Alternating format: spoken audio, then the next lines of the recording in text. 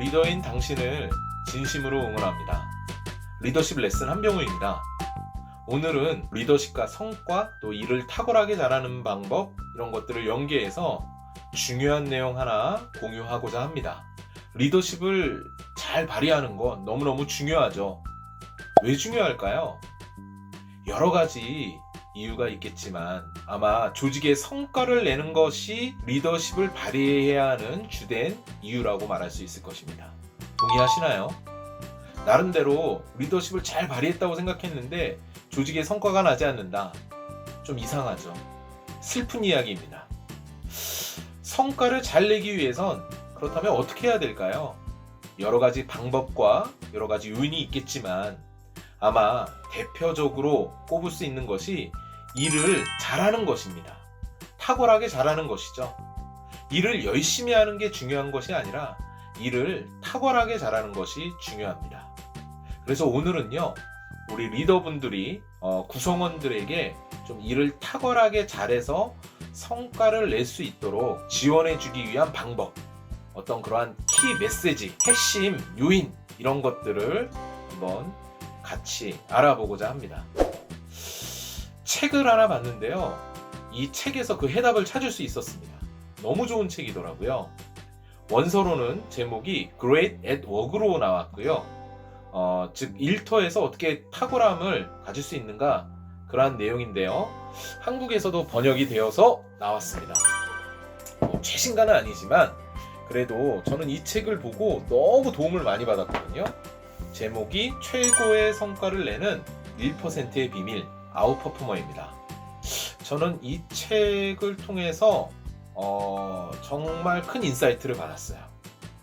왜 그러냐 하면 자신의 경험이나 생각, 그런 어떤 신념, 그런 것들에 근거해서 책을 쓰지 않고 정말 중요한 연구를 통해서 탁월하게 일을 잘하는 사람들은 이러한 행동을 하더라, 이러한 마인드셋을 갖고 있더라, 그것을 정리하였기 때문입니다.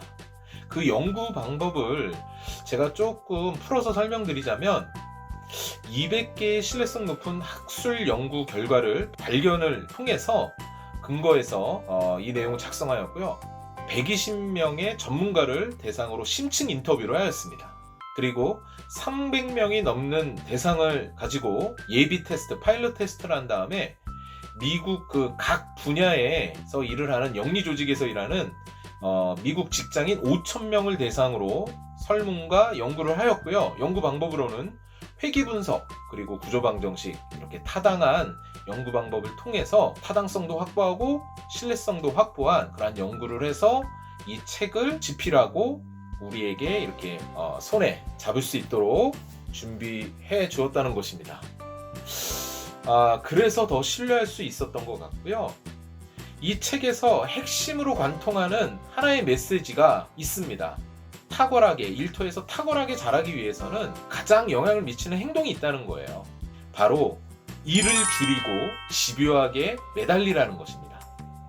여러 가지 방법이 있지만 이 내용이 가장 중요한 것 같아요. 다시 한번 말씀드리면 do less, 일을 줄이고, then obsess, 집요하게 매달리라. 이러한 내용이 일을 탁월하게 해나가는 데 있어서 가장 중요한 행동이라는 것이죠. 여기서 의문점을 우리가 가질 수 있죠. 일을 줄인다? 어떻게 줄이라는 거야? 특히 요즘 같은 시대에는 일이 너무너무 많잖아요. 제가 많은 리더와 직장인들을 만나지만 나는 일이 별로 없어, 이런 사람은 단 한 사람도 보지 못했습니다. 정말 일이 너무너무 많고요. 또 주 52시간 이러한 제도를 통해서 이제는 효율성을 높여서 일할 수밖에 없거든요. 주어진 시간 안에 최선을 다해서 일할 수밖에 없는 환경이 되었기 때문에 정말로 힘들다, 많이 더 어려워졌다, 이런 이야기도 많이 듣고 있습니다. 이런 가운데서 내가 일을 줄인다? 하지 않는다? 말이 안 되죠. 이 책에서 말하는 것은 어떤 의미냐면 바로 해야 할 일이 양도 많고 종류도 많지만 이 가운데서 가장 핵심이 되는 그러한 일들을 우선순위에 두고 그것을 집중하라는 말입니다. 처음 듣는 얘기 같지는 않아요. 그러나 좀 더 의미 있고 매력적으로 강조했던 포인트가 있습니다. 바로 그저 일을 선택을 잘하라고 하는 것이 아니라 집중하라는 것을 넘어서서 집요하게 매달리라는 이런 표현을 썼습니다. 강박적으로 매달리는 것이 중요하다는 거예요.